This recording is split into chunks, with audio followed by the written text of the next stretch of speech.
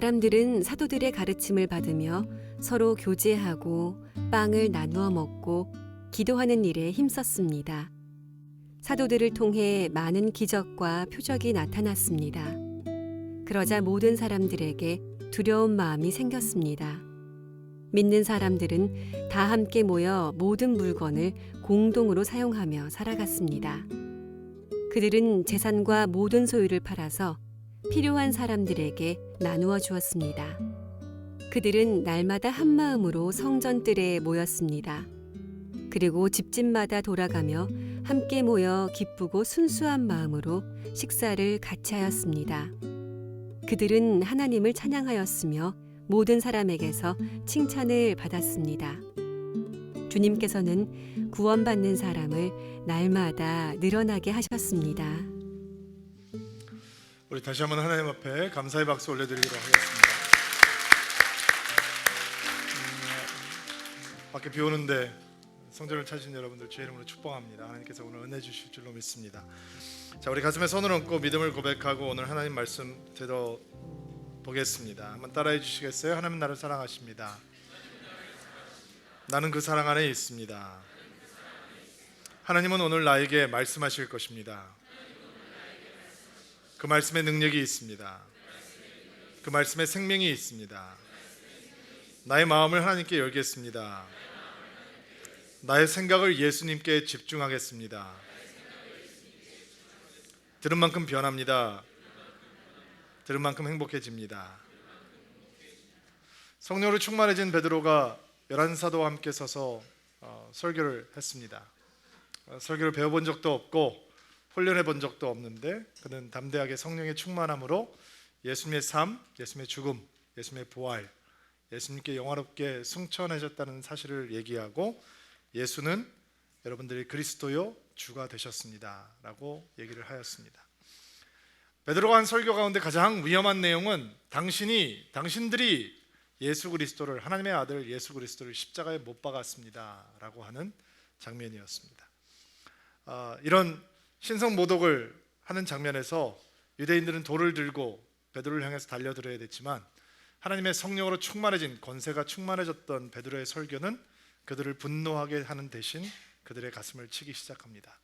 그리고 절기를 지키기 위해서 모여들었던 사람들이 가슴을 치면서 회개하기 시작합니다. 우리가 어떻게 해야 됩니까? 우리가 어찌해야 할까? 그리고 베드로는 더욱더 담대하게 회개하여 예수 그리스도 이름으로 세례를 받고 죄사함을 누리고 성령을 선물로 받으라 라고 이야기를 하죠.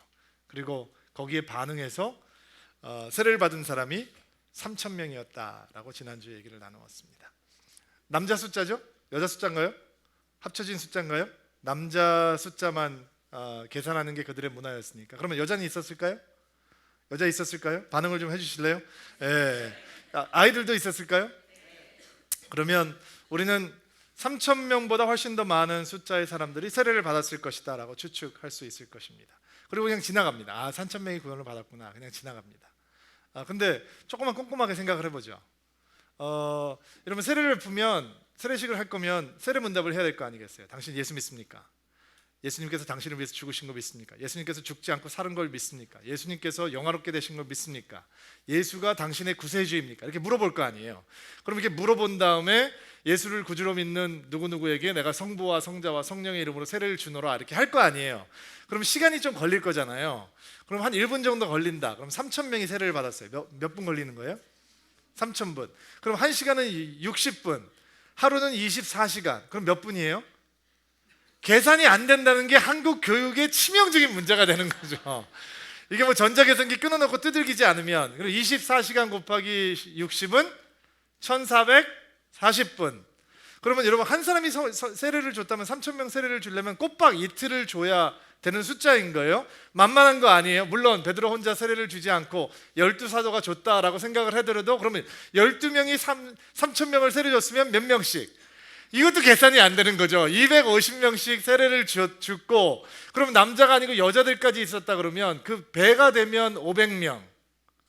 그럼 이게 세례식이 하루 종일 어쩌면은 며칠 동안 진행되는 예식이 됐단 말이죠. 교회는 그렇게 영광스럽게 쑥 생겼어요. 여러분 교회 시작은 초라하지 않았어요. 교회 시작은 승리로 충만했어요. 영광스러운 시작이 성령 받은 사람들로 인해서 주어졌어요. 예수님께서 부활하고 승천하신 다음에 성령께서 오시고 처음 주신 선물이 교회이다 라고 하는 것은 참 뜻밖이에요. 정당이라면 어땠을까요? 정치 이념을 가지고 새로운 사회를 구현할 수 있는 정당을 주셨으면 더 빨리 하나님의 나라가 도래할 수 있었지 않을까요? 아니면 기업을 주셨다면, 경제단체를 주셨다면 빈곤을 단번에 해결할 수 있고 엄청난 자금력을, 더군다나 유대인들이 모여있는 집단인데 세계 부자들이 다 유대인이라면서요. 그러면 그때도 그 사람들 돈 잘 벌었을 사람들인데 그 사람들에게 경제단체를 주었다면, 기업을 일으켰다면 맘모스 같은 기업이 일어나서 세계를 단번에 바꿀 수 있었지 않았을까요? 학교를 주셨다면, 여자들을 교육하고 아이들을 교육하고 남자들을 교육하는 학교를 주셨다면 그 학교를 통해서, 교육을 통해서 세상이 변할 수 있다고 믿는 사람들이 많은데, 학교를 주셨다면 더 스마트한 하나님의 초이스가 아니었을까요? 그런데 하나님께서는 예수님께서 부활하시고 성천하신 다음에 예수님의 빈자리에 성령께서 오시고 성령의 폭탄이 터지기 시작하자 주신 선물은 교회였어요. 교회. 참 놀라워요.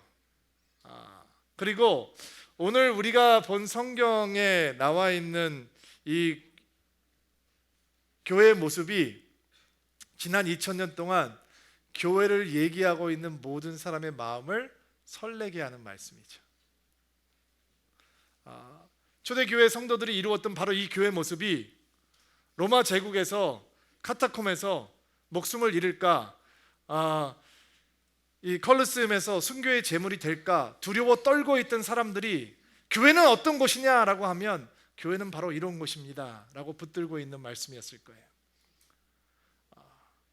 유럽으로 퍼져나갈 때, 북아프리카로 터져나갈 때, 소아시아로 교회가 퍼져나가기 시작할 때 교회가 어떤 곳이기에 우리가 교회를 다녀야 합니까? 교회가 소중한 것입니까? 라고 얘기할 때 그들의 마음을 뜨겁게 달구었던 말씀이 새로운 말씀이 아니고 우리가 오늘 읽었던 바로 그 말씀, 이 본문 말씀에 그들의 마음을 두근거리게 했을 거예요.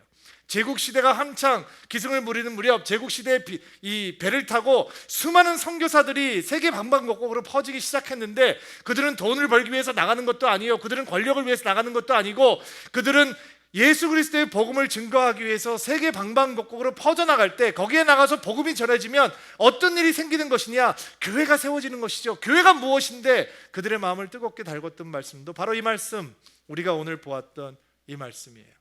100여 년 전에 배를 타고 한국을 찾았던 선교사님들이 조선에 가서 뭐 할 건데요? 조선에 가서 교회를 시작해야죠. 교회를 개척해야죠. 거기에 교회가 생기면 어떻게 되는 건데요? 바로 이 말씀을 붙들고 교회가 생기면 이런 일이 생기게 될 것입니다 라고 그들의 마음을 두근거리게 했던 바로 이 말씀이 초대교회가 어떤 하나님의 공동체였는지 보여주는 말씀이에요. 여러분, 교회는 건물이 아니에요. 아멘 하세요. 교회는 조직이 아니에요. 아멘 하세요. 교회는 목사가 아니에요. 장로가 아니에요. 교회는 교단이 아니에요. 교회 신학교 없어도 할 수 있어요. 교회는 하나님의 사람들의 모임이에요. 참 이상하죠? 예수님께서 내가 너희를 떠나는 것이 더 좋다, 그 성령께서 오시면 내가 너희를 떠나는 것이 훨씬 좋다 해놓고 성령께서 오시자마자 시작한 사건이 무슨 사건이냐면 교회를 만들어 놓는 사건으로 그분의 역사를 시작하셨단 말이에요. 그리고 우리는 오늘 그 교회에 대한 고민을 좀 해보려고 해요. 도대체 그 교회가 무엇이길래 우리는 감히 교회가 이 세상을 향한 하나님의 소망이라고 얘기할 수 있는가? 성령께서 선물로 주신 그 교회가 무엇이길래 우리는 그 교회가 이 세상을 향한 대안이라고 얘기할 수 있는 것인가? 정당도 대안이 아니고, 기업도 대안이 아니고, 학교도 대안이 아니고, 어떤 시민단체들도 대안이 아니라면, 교회가 이 세상의 소망이고 대안이라면 도대체 교회가 무엇이길래 우리는 그렇게 큰 소리를 할 수 있는 것인가? 인간의 조직이 아니며 인근에 만들어 놓은 교단이 아니며 건물이 아니라면 도대체 교회가 어떤 모습을 가져야 하길래 우리는 감히 교회가 하나님께서 주시는 이 땅의 축복의 통로가라고 얘기할 수 있는 것인가? 오늘 좀 몇 가지로 생각을 해보려고 합니다. 42절 말씀 한번 볼게요. 42절 말씀 읽어주세요. 시작.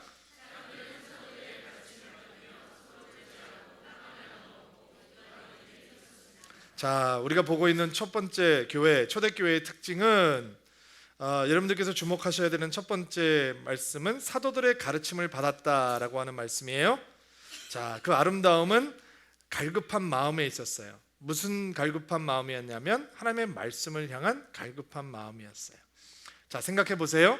여러분 120명의 성도들에게 성령이 내렸어요. 베드로만 성령 받은 거 아니에요? 12제자만 받은 거 아니에요? 모든 성도들이 120명이 똑같이 받았어요. 똑같이 방언했어요. 그들이 한 번도 배워보지 못한 말로 하나님의 위대한 구원의 역사를 외쳤어요. 베드로만 외친 거 아니에요? 마태만 외친 거 아니에요? 요한만 외친 거 아니에요? 120명의 성도들이 다 나가서 그들은 하나님의 역사를 선포하기 시작하고 그 자리에 모여있던 수많은 사람들이, 그들이 갈릴리 촌 사람들이 세계 방방곡곡의 언어로 하나님을 찬양하는 소리를 들었어요. 그러나 그런데도 불구하고, 그런 성령의 역사를 경험했는데도 불구하고 그들은 여전히 하나님의 사도들의 말씀을 받았어요. 성령 은혜 체험하면 말씀 중요하지 생각하지 않거든요. 대부분의 사람들이 다 배웠다고 생각해요. 교만해져서 말씀 못 받아요. 자, 3,000명의 사람들을 생각해 보세요. 3,000명의 사람들이 놀랍게 은혜를 받았어요. 세례 받았어요. 그들은 이미 구약을 잘 알고 있는 사람들이었을 거예요. 구약을 얘기하기 시작하면 어쩌면 코웃음 칠 수도 있었을 거예요. 베드로보다 훨씬 더 공부 많이 한 사람도 있었을 거예요. 그러나 그들은 은혜를 받고 성령을 체험하고 사도들의 가르침에 충실했어요. 교회의 아름다움은 어디 있느냐? 이런 말씀의 갈급함이 사라지지 않는 것에 있는 거예요. 사람들은 하나님의 말씀을 배고파하기 시작했어요. 초대교회는 건물을 건축하는 교회가 아니었어요. 건물을 세우는 교회가 아니었어요. 초대교회는 사람을 건축하는 교회였어요. 할렐루야. 그 초대교회는 사람을 세워가는 교회였어요. 무엇으로? 말씀으로. 사람들은 말씀으로 세워지고 있었어요. 예수가 누구인지, 예수가 어떤 죽음을 살았는지, 예수가 어떤 부활을 했는지, 예수의 성령께서 무슨 일을 하고 계시는지, 구약의 약속들이 누구를 향해서 지향하고 있는 것인지, 그들은 말씀으로, 하나님의 사람으로, 하나님의 교회로 건축되고 있었어요. 초대교회의 건강한 모습, 좋은 교회의 모습은, 좋은 성도의 모습은 이렇게 말씀에 갈급해하며 힘을 다하고 배우고 있는 모습이고, 성장하는 모습이고, 성숙하는 모습이었다라는 거예요. 교회를 오래 다니면 좀 배우고자 하는 열성이 사라져요. 많이 배워서 그렇다라고 생각하는 것은 착각이에요. 여러분, 성경은 신비로운 책이에요. 여러분들께서 춘향전을 200번 읽었다, 그러면 201번째 읽으라라고 하면 어쩌면 저한테 화를 내실지 몰라요. 춘향전을 200번 읽은 사람이 있다면 그분은 분명히 춘향전에 가지고 박사학위를 쓴 사람일 거예요. 아무도 관심이 없어요, 거기에 대해서. 근데 성경은 200번을 읽어도 300번을 읽어도 늘 새롭게 다가오는 책이에요. 2000년 동안 흔들리지 않는 영원한 베스트셀러. 그 책을 잡는 사람마다 그 책 때문에 변했어요. 그 책을 잡고 그 책이 거짓말이라고 연구하는 사람마다 바뀌어서 예수의 사람이 되었어요. 그래서 배너라는 작품이 나오고, 배너라는 영화가 나오고, 리스트로베리라고 하는 사람이 나오는 거예요. 성경이 거짓말이라고 연구하려고 하는 사람들마다 그 성경은 그 사람이 예수 그리스도는 하나님이시다라고 고백하는 사람으로 만들어 놓았어요. 이게 성경의 신비죠. 성경을 갈급하게 강구하는 사람들 속에 성경은 살아서 움직이기 시작하는 거예요. 여러분, 저는 제가 이렇게 보니까 제가 많이 읽은 성경은요, 진짜 이렇게 제가 좋아하는 성경이 빌립보서, 요한복음 같은 성경인데, 그거는 제가 여러분들에게 얘기하면 이렇게 깜짝 놀랄 만큼 많이 읽은 것 같아요. 근데 여전히 보면 처음 보는 책 같아요. 이런 말씀이 있었나? 이런 게 있었네. 한국의 전설적인 영적인 리더였던 길선주 장로님 같은 분, 목사님 같은 분은요, 요한계시록을 3만독을 했어요. 눈이 거의 안 보여요. 이분은 저희 장님 수준이었대요. 근데 3만독을 했어요. 근데 아마 여러분들 천국 가서 길선주 목사님 만나면 단번에 알아보실 수 있을 거예요. 물어보세요. 요한계시록. 그러면 그 장로님 그러실 것 같아요. 저도 잘 모르겠어요. 성경은 그렇게 신비로운 책이에요. 들었다고 끝나는 게 아니라 우리는 듣고 또 들어도, 읽고 또 먹어도 갈급해지게 되어 있어요. 이 오순절 선교의 능력의 주인공이었던 베드로가 성도들을 이렇게 권면해요. 갓난 아기가 젖을 찾듯이 순결한 말씀을 사모하십시오. 어떻게 찾듯이? 갓난아기가 젖을 찾듯이. 아기 키워보신 분들은 젖 찾는 애들한테 다른 거 물려주면 울음 그쳐요? 그치지 않아요. 젖이 주어질 때까지 울음을 그치지 않아요. 하나님께서 우리가 어떻게 말씀을 사모해야 하는가, 베드로의 말을 따르면 갓난아기가 젖을 찾듯이 그렇게 갈급해야 된다는 것이죠. 거기에 교회의 아름다움이 있다는 거예요.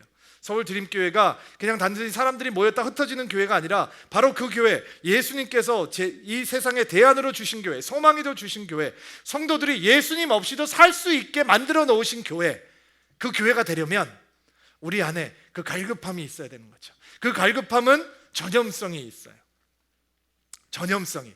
제가 저쪽에 앉으면 이쪽에 앉아서 예배드리는 성도님들이 보여요. 가끔은 저도 그렇고 신목사도 그렇고 사람이잖아요. 그러면 예배드리다가 저희는 이게 3번, 4번, 5번, 저는 보통 예배를 4번에서 5번을 주일날 드리는데 다 앉아 있잖아요. 여러분 한 번 앉아 있는데도 그렇게 꾸벅꾸벅 조는데 저희도 계속 드리면서 힘들 때가 있을 거 아니에요. 그러면 찬양하다가 좀 이렇게 찬양이 힘이 빠질 때도 있죠. 그러면 저는 여기를 안 보고요, 저는 여기를 봐요. 그러면 어떤 분들은 저처럼 힘 빠진 분들이 계세요. 힘내세요, 화이팅, 힘내세요. 근데 어떤 분들은 힘이 넘치는 분들이 계세요. 제가 오늘 이렇게 뵈니까 눈을 감고 막 입을 크게 벌리면서 찬양하는 분들이 계세요. 가슴을 담고 전염성이 있어요. 그런 것들을 보면 내가 예배 속으로 쑥쑥 들어가요. 어떤 분들은 힘 빠져서 기도 못할 분이 있어요. 아프신 분들이 있어요. 기도하자 그러면 그들이 주여 외쳐요. 그러면 건강한 나는 그들의 기도를 따라 다 주님 보좌 앞으로 나아가는 거예요. 어떻게 항상 설교를 보면서 갈급한 마음을 갖겠어요? 근데 누가 옆에 보면 눈이 뚫어지라 쳐다보는 거예요. 그 사람은 눈물을 흘리는 거예요. 그리고 우리는 그들을 따라서 그 갈급한 마음을 회복하는 거예요. 왜냐하면 교회가 교회될 수 있는 유일한 방법은 좋은 설교자가 서 있는 것이 아니라 성도들이 말씀을 향해서 갈급해지는 거예요. 우리가 그 말씀을 먹고자 몸부림칠 때 초대교회의 모습이 회복되는 거예요. 이런 모습이 서울드림교회 가운데 있게 되기를 주의 이름으로 축복합니다. 거기서 영성도 터져나오고 믿음도 흘러나오는 거예요. 42절 말씀 다시 읽을게요. 사람들은 사도들의 가르침을 받으며 그 다음에 서로 교제하며. 자, 교제하며. 여러분 우리가 자주 쓰는 말은 아니지만 코이노니아라고 하는 교제라고 하는 그리거를 여러분 헬라 말을 여러분들도 한 번쯤은 들어보셨을 거예요. 초대교회의 아름다움은 그 진정한 사귐과 나눔, 코이노니아에 있었다는 것이죠. 그들을 함께 교제했어요. 어떻게 교제했냐? 44절부터 45절 말씀 한번 읽어볼게요. 시작.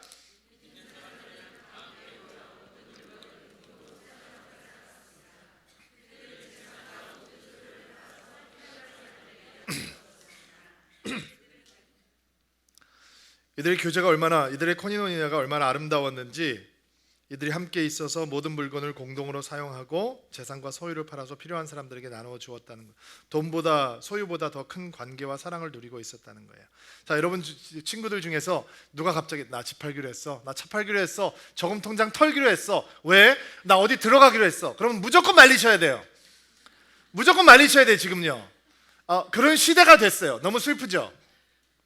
너무 슬프죠? 근데 성경은 그렇게 성도들이 교회를 시작했다라고 얘기를 해요. 이 삶이 얼마나 아름다운 삶인지 온갖 이단들이 이렇게 살면서 교회에 대한 신뢰를 다 깨버리는 거죠. 신앙촌이 그래서 있었던 것이고, 다 팔고 들어갔어요. 그리고 다 망하고 바깥으로 나왔어요. 공산주의가 이 모델을 따라가는 것이고, 그러나 우리는 단순히 이런 교회의 모습은 지금은 불가능해 라고 단정하고 포기하기 전에 이 초대교회의 이런 아름다운 나눔과 사귐, 코이노니아가 어떻게 가능했을까? 라고 하는 질문을 던지면서 그 스피릿을 배워와야 되는 거예요. 우리는 이런 성경을 해석하면서 혹시 이렇게 오해할 수 있어요. 지금은 돈이 굉장히 중요한 시대에 살고 있는데 옛날에는 돈이 별로 중요하지 않았으니까 사람들이 이렇게 허술했나 보다. 여러분 유대인이에요. Come on. 지금 유대 사람들이에요. 이들은 나라를 잃고 수백 년 동안 세계 전역으로 퍼져서 살고 있던 사람들이었고요. 그 당시의 기록들을 보면 그들은 이미 들어가는 곳마다 상권을 장악하는 돈 버는 재주가 있었던 민족이었어요. 알고 계시죠? 근데 그들이 경제 개념이 없다? come on. 근데 어떻게 이런 삶이 가능했을까요? 학자들은 제일 먼저 그들에게 재림 신앙이 있었기 때문에 이게 가능했다라고 얘기를 해요. 여러분 길거리에서 저를 만나시면 뭐라고 인사하시겠어요? 목사님? 안녕하세요. 인사하시겠죠. 또 이렇게 목사이기 때문에 좀 반갑게 인사하고 싶고 할렐루야 뭐 인사하는 분들도 있고, 가끔 뭐 샬롬 인사하는 분들도 계실 거예요. 그럼 크리스천들은 옛날에 어떻게 인사할게요? 크리스천들은 유대 사람들은 샬롬 하고 인사하잖아요. 아랍 사람들은 살람 하고 인사하고 평안이 있을지어다 인사하잖아요. 크리스천들은요, 마라나타라고 인사했어요. 무슨 뜻인지 아세요? 예수님 다시 오십니다 라는 뜻이에요. 그들은 정말로 예수님께서 곧 오실 거라고 생각했어요. 그들의 삶은 어떻게 리어레인지가 됐냐? 예수께서 다시 오실 거기 때문에 그들의 인생이 리얼라인 되기 시작했다는 거죠. 재정립되기 시작했어요. 그들은 우리는 이 땅에서 부의 축척을 축복이다라고 서슴지 않고 얘기하지만 벌써 초대교회 성도들은 부의 축적보다 부를 나누는 것을 축복으로 여기는 라이프 스타일이 정착하기 시작했다는 거예요. 자기가 더 많이 가지고 있는 것보다 자기의 것을 풀어서 다른 사람의 필요를 채워주는 것이 더 숭고하고 고귀한 삶이며 그것이 예수 그리스도를 따라가는 삶이라는 것을 아무도 가르쳐주지 않았는데도 불구하고 그들은 배워가고 있었다라는 거예요. 그런 레디컬한 공동체가 예수를 믿는 그들이 만들어가고 있는 공동체였어요. 교회 가운데, 교회에서 어느 누구도 자기 것을 주장하는 사람이 없었다는 것입니다. 여러분, 이상해 보이죠? 그러나 교회에서 이런 사건은 항상 일어나요. 수도 없이 일어나요. 다만 그것을 여러분들에게 다 일일이 설명을 못 해드릴 뿐이에요. 저는 목회를 하면서 이런 것들을 경험할 수 있는 게 목회를 할 수 있는 기쁨이요 축복인 것 같아요. 저는 제가 받았던 헌금 가운데 몇 가지 헌금을 기억을 하는데, 제가 시애틀에 있을 때 어느 나이 드신 할머니가 저에게 가져다 주신 헌금을 기억해요. 3년 동안 개를 붓고 개를 타셨어요. 70대 초중반이었던 것을 제가 기억을 해요. 여러분, 그러면 마지막 개인 거예요. 그렇잖아요. 연금 받아서, 노인 연금 받아서 노인 아파트 살면서 콩나물값 저금 저축해가면서 개 부신 거예요. 3년 동안. 그래서 몇천 불을 만드셨어요. 그러면 이유가 있을 거 아니에요. 아들을 주고 싶은 마음도 있고 손주를 주고 싶은 마음도 있고 뭔가 이유가 있어서 개를 하셨겠죠. 목돈이 탈 때쯤 되면 그 계획은 더 원대해지고 창대해지잖아요. 근데 그분께서 헌금을 가져오셨어요. 목사님, 그때 저희가 인도에 복원소를 짓고 있을 텐데, 목사님, 인도에 복원소 짓는데 이 돈을 써주세요. 저는 시애틀 가면, 형제교회 가면 아직도 어르신들 계시는 곳을 찾으면서 그 집사님을 찾아요. 아직도 살아계신가? 생존하셨나? 기억해요. 저는 그분의 마지막 헌금을 받았다고 생각했어요. 근데 마지막이 아니었던 것 같아요. 그분은 계속 그렇게 사셨어요. 집사님 이거 주시면 안 돼요. 그냥 쓰세요. 집사님 쓰세요. 아닙니다, 목사님. 하나님한테 꼭 드리고 싶습니다. 이런 일들은 교회에서 항상 일어났어요. 저는 건축헌금을 드리면서 받았던 결혼 반지가 생각이 나요. 아무것도 드릴 것이 없습니다. 우리의 결혼 반지를 주님 앞에 드립니다. 교회는 처음부터 지금까지 계산하지 않는 사람들의 모임이었어요. 암보험금을 받아서 교회 헌금해 주셨던 집사님이 기억이 나요. 암보험금은 암이 판정이 됐을 때만 받을 수 있는 거라면서요. 근데 그는 그 보험금을 하나님 앞에 드리고 하나님의 일을 위해서 쓰겠다라고 생각했어요. 자기 저금을 털어서 신학교 학생들의 학비를 대어주는 성도님, 자기 차를 팔아서 다른 사람 섬겨서 나가는데 돕겠다고 했던 분. 교회에서는 이런 일들이 비일비재로 일어나요. 제가 가난한 신학생이었을 때 점심을 금식하면서 책을 모으고 책을 사왔을 때 그냥 열심히 일하는 집사님 한 분이 봉투에다가 200불을 넣어서 전도사님 책 사보세요 라고 주었던 그 사랑의 헌금, 제가 사랑의 빛을 진 거죠. 그리고 저는 또 다른 신학생들을 위해서 갚아왔어요. 저는 신학생들이 돈 걱정하면 이렇게 얘기해요. 돈 걱정하면 목사 못 된다. 하나님 또 아껴라. 돈 있어서 신학 공부하는 사람 누가 있냐? 당신의 하나님 그렇게 작냐? 그리고 저는 신학생들 많이 도와보았어요. 내가 도움을 받았으니까. 교회는 항상 계산하지 않는 곳이었어요. 그들에게 돈이 중요해서가 아니에요. 중요하지 않아서가 아니에요. 그들에게는 돈보다 더 중요한 게 있었기 때문이에요. 진정한 상관 나눔, 그것은 계산기를 두드려서는 견적이 나오지 않는 거예요. 견적이 나오는 순간 여러분은 하늘의 공동체가 아닌 이 땅에 구분되어 있는 파일을 생각하는 것밖에 안 될 거예요.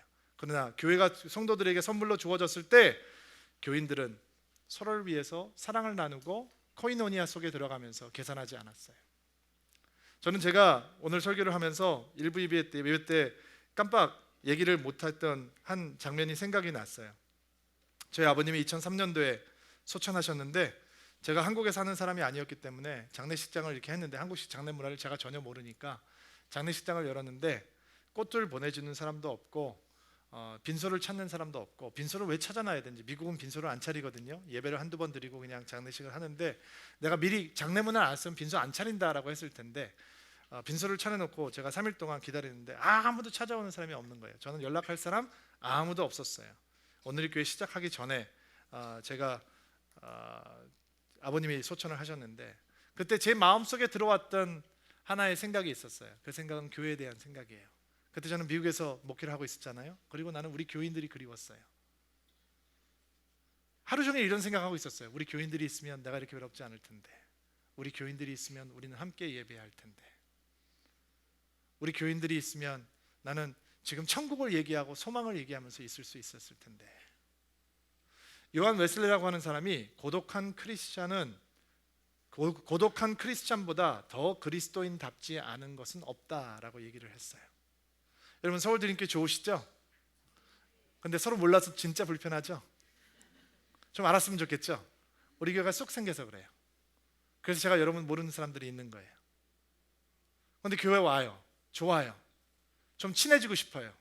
코이노니아 목사님 정말 원합니다. 근데 이 교회가 잘 안 됩니다. 우리 교회 진짜 풀어야 될 숙제죠. 그러면 오늘부터 시작하세요. 모르는 사람한테 가서 다가가서 발짝 웃기 시작하세요. 안녕하세요, 저는 김효수아 형제입니다. 한 번도 인사를 못 드렸습니다. 우리 반갑게 인사하면서 지냅시다. 그러면 그 사람이 당신은 미쳤나 봐 라고 생각하지 않아요. 왜? 다 똑같아요. 교회 올 때 이렇게 작은 교회를 오면서, 뭐 큰 대형 교회를 가면 그렇지 않겠지만 이렇게 작은 교회를 오면서 건들지 마, 말 걸지 마 이렇게 오는 사람은 없단 말이에요. 이렇게 작은 교회를 찾을 때는 내가 들어가면 새로 오셨어요, 안녕하세요, 저는 어느 형제라고 합니다, 어느 자매라고 합니다, 저희 교회 오신 거 환영합니다, 저희 교제하는지 같이 좀 오시겠어요, 이렇게 좀 끌어주기를 말하기 때문에 작은 교회를 찾는 거지. 근데 저희 교회는 쑥 생겼기 때문에 사람들이 다 어색해요. 그래서 사귐과 나눔 얘기하면 진짜 우리는 속수무책. 그래서 마음은 원이로되 안 이루어지기 때문에 정말 이렇게 조그만 교회를 살면서 수만 명이 다니는 큰 교회 다니는 것처럼 착각하고 신앙생활을 해요. 축복합니다. 코이노니아가 이루어지기를 주의 이름으로 축복합니다. 서울 드림교회에서 사귐이 있고 나눔이 있고 형 아우하고 언니 동생하고 형제님 자매님하고 모르는 사람들이 오면 반갑게 인사하고 그런 초대교회의 모습이 저희 가운데 회복되게 되기를 주의 이름으로 축복합니다. 42절 다시 보세요. 사도들의 가르침을 받고 서로 교제하고, 세 번째 뭐라고요? 빵을 나누어 먹고. 이상하다, 목사님 왜 서로 교제한다 코이노니아 얘기하면서 빵 나누어 먹는 코이노니아를 얘기하지 않고 빵을 나누어 먹는다라고 하는 것을 따로 떼어서 얘기하실까라는 생각하시는 분들이 있을 것 같아요. 여기서 보면 빵을 나누어 먹는다라고 하는 것은 성찬을 나눈다라고 하는 뜻이에요. 그러니까 초대교회의 아름다움은 바깥이 막는 것, 교제에도 있지만 예배를 함께 드리는 것에 있었다는 거예요. 자, 초대교회의 아름다움은 함께 예배하는 것에 있었어요. 교회가 현대 교회가 옛날 교회보다 훨씬 더 역동적이다라고 생각하는 것은 성경을 진짜 저는 모르기 때문이고, 첫 교회의 예배가 얼마나 역동적인지 살아있는지 모르기 때문이에요. 당시에는 모일 때마다 성찬을 했어요. 한 달에 한 번 하는 게 아니에요. 항상 모든 예배는 성찬으로 이어졌어요. 상상을 해보세요. 여러분들이 예배를 드려요. 그리고 떡을 떼어서 주어요. 자매를 위해서 주시는 예수 그리스도의 몸입니다. 그러면 누가 지루하네, 거르해, 못 견디겠어, 언제 끝나는 거야 라고 생각을 하겠어요? 잔이 돌아요. 당신을 위해서 주신 예수 그리스도의 보혈입니다. 누가 그 잔을 마시면서 진짜 나하고 상관없는 얘기하고 있네 라고 생각을 하겠어요? 초대교회는 예배 앞에서 모든 사람들이 주 앞으로 인도되고 있었어요. 그들의 삶은 하나님 앞에 드려지고 있었어요. 그들은 성찬을 떼며 함께 빵을 나누어 먹고 기도하는 일에 힘썼어요. 46절 말씀 보세요. 46절 읽어볼까요? 시작.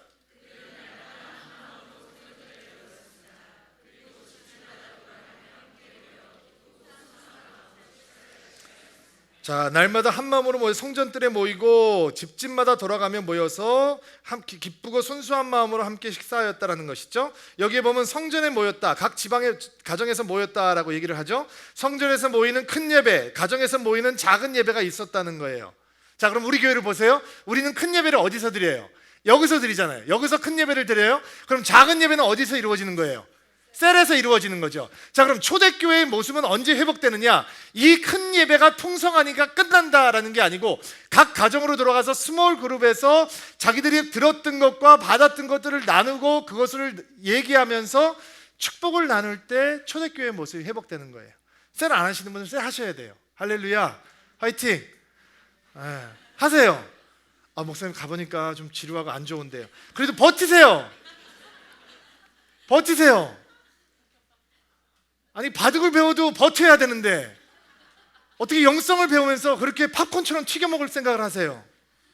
죄인들과 죄인들이 만나는 곳에서 어떻게 그렇게 뭐가 빵빵 터지겠어요? 견디세요. 왜냐하면 하나님께서 예배라고 하는 선물을 주실 때 이 큰 그룹과 작은 그룹이 갖고 있는 다이내믹스가 어떻게 사람을 변화하는지 정말로 초대교회의 모습을 보면 볼 수 있어요. 우리는 바쁘다고 얘기해요. 바빠서 예배드리기 힘들다, 바빠서 소그룹하기 힘들다. 아니에요. 바쁘니까 해야 되는 거예요. 우리가 바쁘기 때문에 큰 그룹과 작은 그룹을 만나지 않으면 우리는 육신의 정욕과 안목의 정욕과 이생의 자랑만 남는 인생이 되는 거예요. 멈출 수 있는 시간이 필요한 거죠. 우리가 하나님의 사람이라는 것, 우리가 하나님의 백성이라는 것을 들을 수 있는 곳, 확인할 수 있는 것, 나눌 수 있는 곳이 있을 때 초대교회의 다이내믹한 예배의 영성이 살아나는 것입니다. 43절 말씀 볼게요. 시작.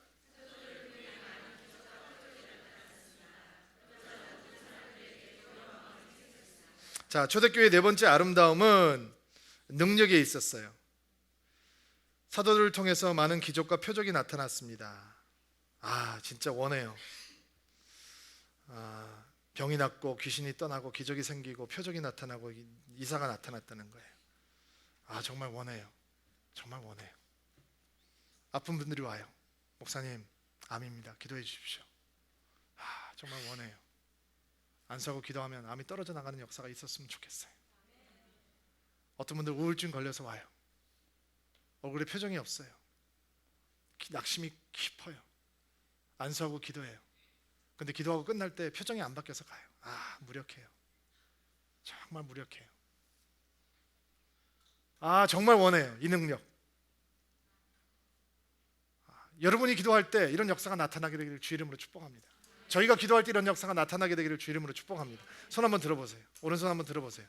자, 이 손 들고 기도하면 귀신이 떠나가고, 이 손 들고 기도하면 병이 낫고, 이 손 들고 기도하면 역사가 나타나고, 이 손 들고 기도하면 교회 다니기 싫었던 사람들이 마음이 녹아지고, 이 손 들고 기도하면 애들이 뚫리고 가정이 회복되고 역사가 나타나고, 이 손 들고 기도하면 하나님이 역사하신다. 원하지 않는 사람이 누가 있어요? 이 손 들고 기도하면 그런 일이 나타난다. 이런 교회가 되는 축복이 있게 되기를 주의 이름으로 축복합니다.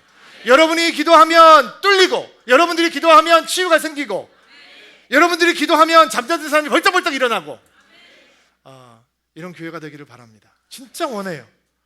어느 날 이 성도님 한 분이 오셔서 같이 오신 성도님을 소개하는 거예요. 여호사 목사입니다. 인사를 하는데 눈도 잘 안 마주치려 끌려온 것인 거죠. 끌려오신 거예요. 그래서 인사를 했어요. 그러면 목사님 오늘 처음 왔는데 기도 한번 해주세요. 그러면 제가 기도를 하잖아요. 근데 제가 예의가 바르잖아요. 그러니까 제가 이렇게 기도하죠. 하나님, 우리 형제님 만나게 해주셔서 감사합니다. 이 만남을 통해서 하나님을 알아갈 수 있도록 도와주십시오. 예수님이 심어지면 좋겠습니다. 예수님에 대한 호기심이 생길 수 있도록 도와주십시오. 근데 제가 진짜 하고 싶은 기도는 뭐냐면, 제 마음속에서 이루어지고 있는 모든 게 뭐냐면, 그 속에 있는 불혹의 영은 무너질지어다, 미혹의 영은 떠나갈지어다, 이 불신의 영은 떠나갈지어다. 지금 기도하는데 무너질지어다, 예수의 사람이 될지어다예요. 근데 내가 그렇게 기도 못하거든. 내가 그렇게 기도하면 데리고 온 사람이 너무 낙심할 테니까, 너무 당황할 테니까. 근데 정말 원해요, 이 능력. 자, 서울드림교회를 향해서 세상 사람들이 뭐라 그러는가? 어느 교회 다니세요? 세상 서울드림교회 다닙니다.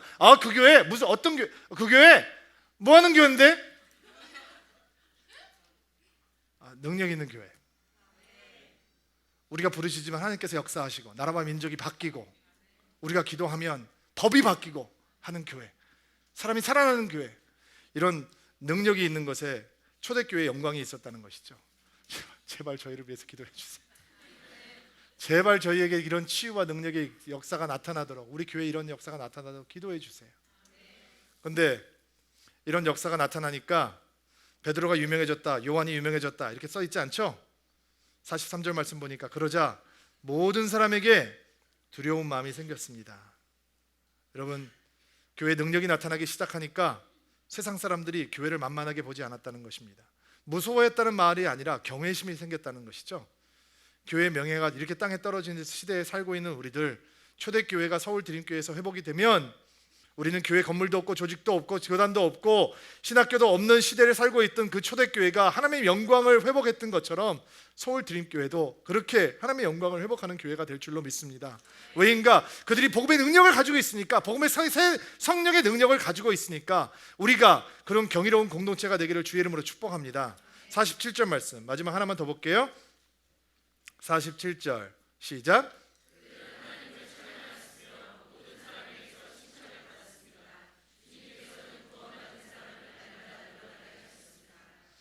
자, 초대교회의 아름다움은 어디에 있었는가?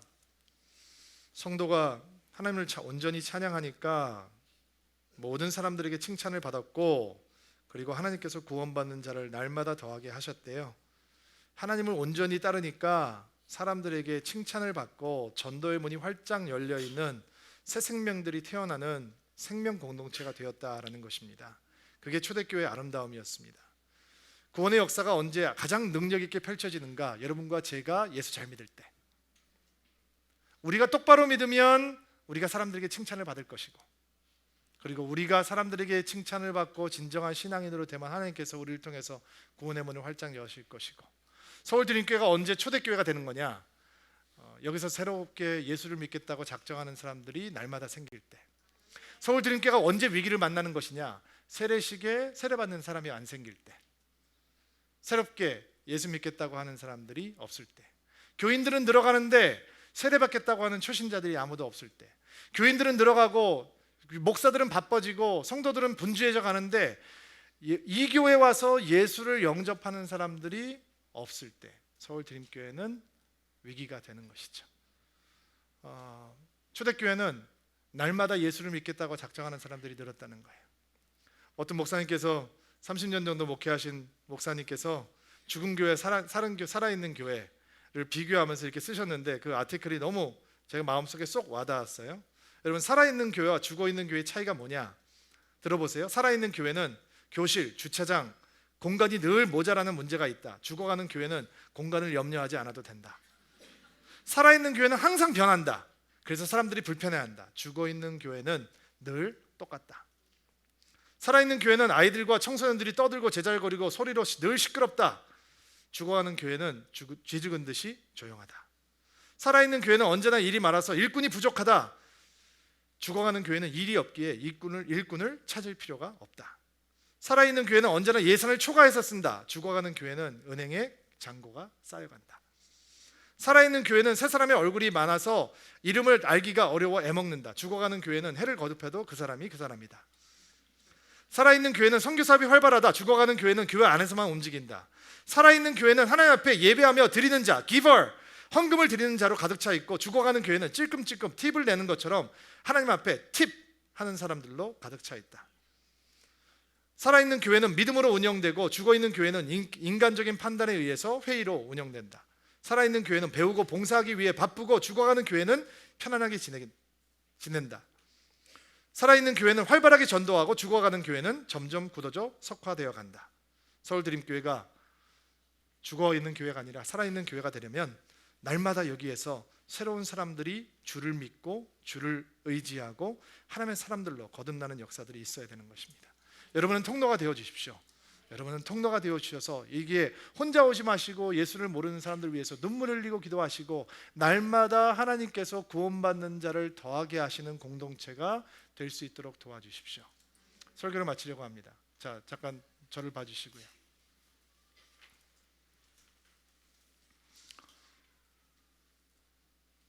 성령께서 교회를 선물로 주셨습니다. 그래서 우리는 선물을 찾으려고 합니다. 어디 있을까? 그 선물 어디 있지? 그러나 예수께서 안 계신 빈자리에 성령께서 주신 교회라고 하는 선물은 바깥에서 찾는 것이 아닙니다. 여러분 안에 있습니다. 목사가 교회 아닙니다. 저와 신목사가 사라져도 이 교회는 계속 전진해 갈 것입니다. 이 교회는 예수 그리스도로 핏값으로 사신 교회는 여러분입니다. 초대교회가 되어야 된다는 건 저와 신목사와 다른 목회자들이 초대교회 사도들처럼 살아야 된다라고 하는 뜻이 아닙니다. 우리가 초대교회가 된다라고 하는 건 우리가 보았던 이 아름다운 교회의 모습이 오늘 서울 드림교회에서 예배드리고 있는 이 드림인들에게 온전히 임할 때 우리가 초대교회가 되는 것입니다. 여러분이 세상을 향한 대안입니다. 하나님은 처음부터 여러분이었습니다. 하나님은 처음부터 여러분을 세상을 향한 소망이라고 불렀습니다. 너희가 진정한 교회가 되면, 나의 성령 공동체가 되면 너희가 이 세상을 향한 소망이다. 저는 서울 드림교회가 이 세상을 향해서 예수 그리스도의 사랑을 보여줄 수 있는 유일한 소망이 되는 공동체가 되기를 주의 이름으로 축복합니다. 여러분 안에 오늘 우리가 보고 있는 이 초대교회의 모습이 왕성하게 충만해지는 은혜가 있게 되기를 바랍니다. 같이 한번 기도합시다.